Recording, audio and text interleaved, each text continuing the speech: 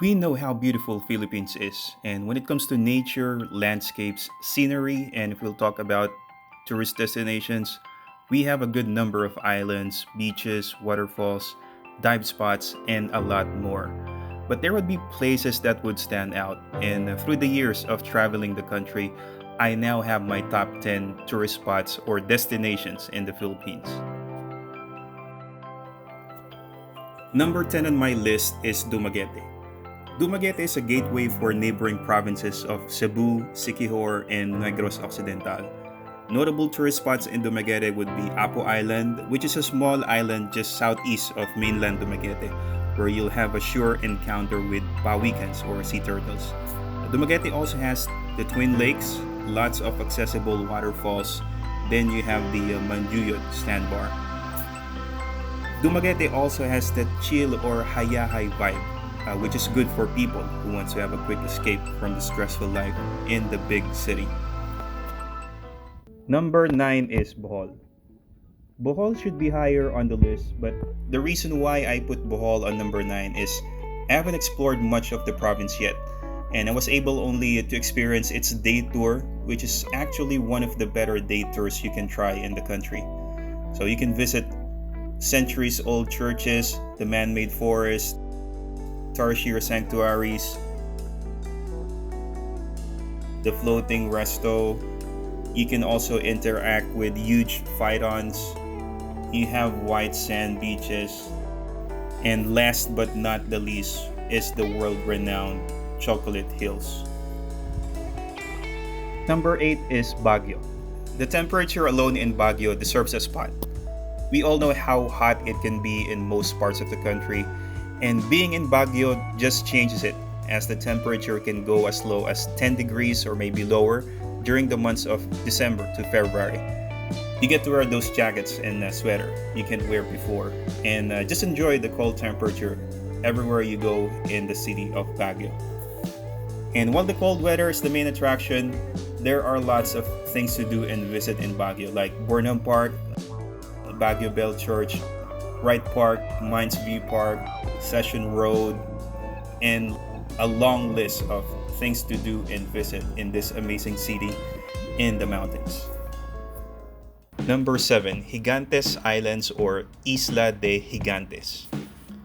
Isla de Gigantes is a group of islands in Carles, Iloilo, and it's a 3-hour ride from one of my favorite cities in the country, which is Iloilo City.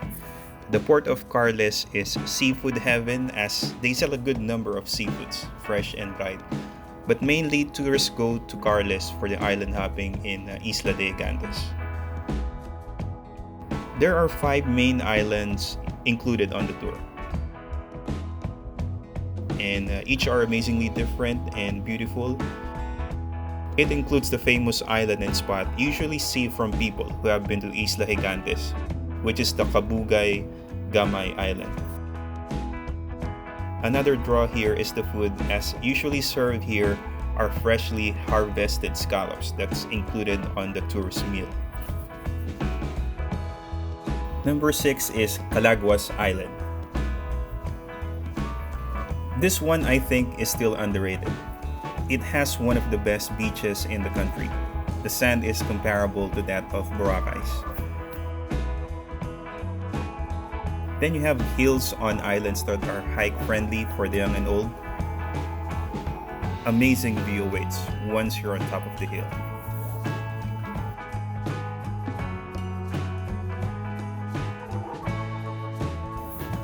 The only drawback I see here, or reason why it's not that touristy yet, is the island is too far from the port. It's a 2-hour boat ride, and there are times that Coast Guard needs to cancel boat rides, as the ocean at times can be testy. Number 5, South Cebu. Activities on South Cebu are the best. Simple as that. And mainly because of 2 activities, canyoneering in Badjan Cebu and whale shark watching in a slope. But those are not the only things you can do in South Cebu. In a slope, you can ride a boat to beautiful Similon Island. Then also check Tumalog Falls and visit the town proper nearby with lots of centuries-old structures. Then in Badjan, at the end of the canyoneering adventure, is the majestic Kawasan Falls. And I have to say that canyoneering in Cebu is the best activity I've tried so far.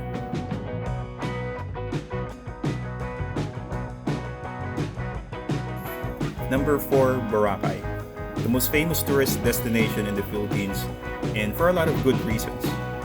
Amazing sand, beaches, clear seas, tons of activities to try.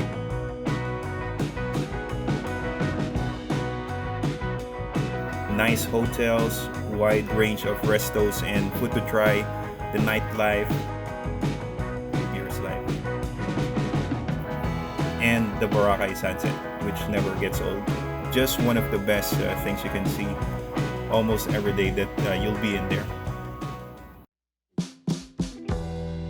Number 3, Balabac Islands. This group of islands in Palawan are so far, it's nearer than Malaysia than its capital, which is Puerto Princesa. Balabac has a set of amazing islands, and each of those has pristine sand and beaches.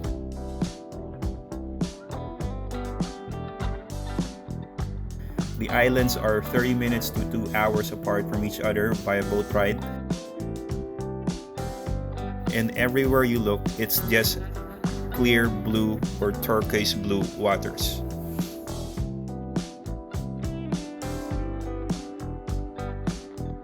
Aside from the islands, it also has a number of sandbars.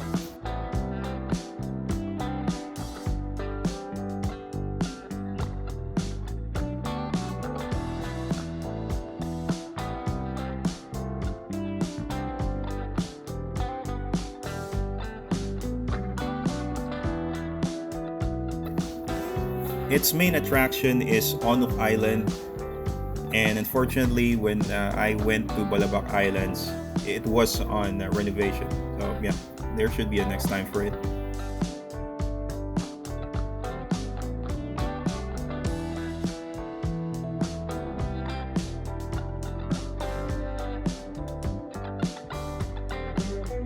The reason why it hasn't boomed yet when it comes to tourism is accessibility, as you have to allot half a day just to go to Balabac from the airport in Puerto Princesa.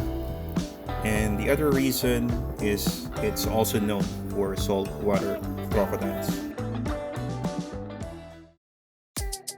Number 2 is El Nido. The time I arrived in El Nido and saw the huge limestone cliff with clouds covering its peak, I was in awe. And it already gave the impression of how good El Nido is, and it didn't disappoint. Main activity in El Nido is island hopping, and there are 4 main tours in El Nido, tours A, B, C, and D. Most popular are tours A and C.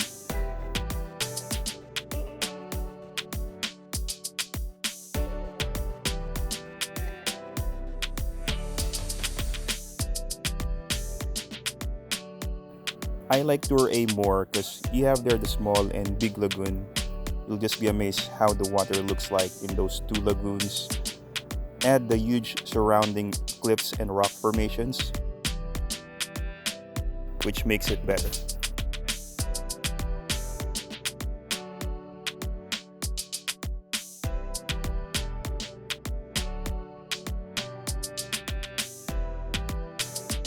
Tour A also has Shimizu Island, which is a very good spot for snorkeling, as it has an abundance of fish around the area.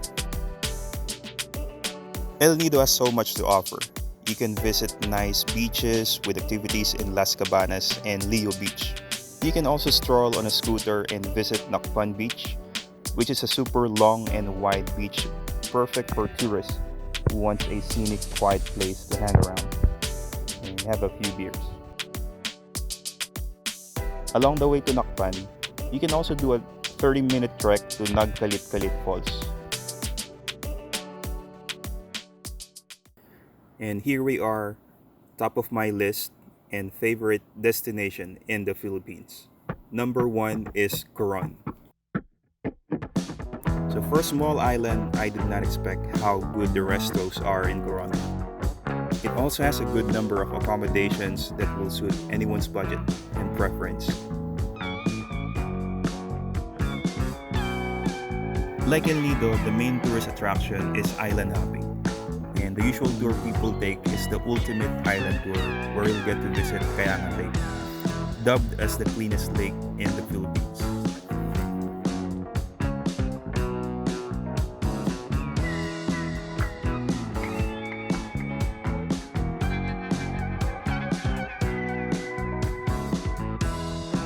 You also have Skeleton Wreck, which is a small shipwreck perfect for free diving.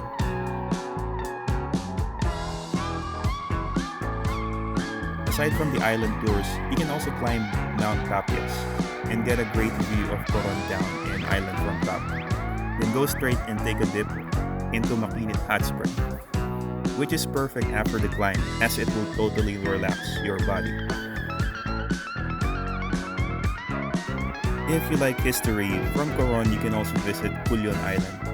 And in the neighboring town of Busuanga, you can have one of the best scooter rides, check local waterfalls,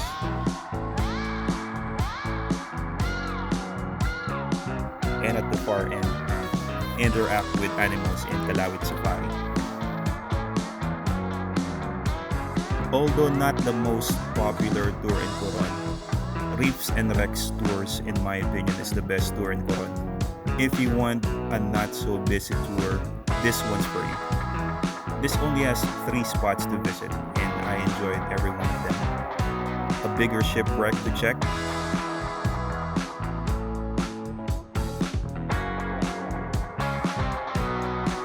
a coral garden, and a small island with white beach and very welcoming island dogs.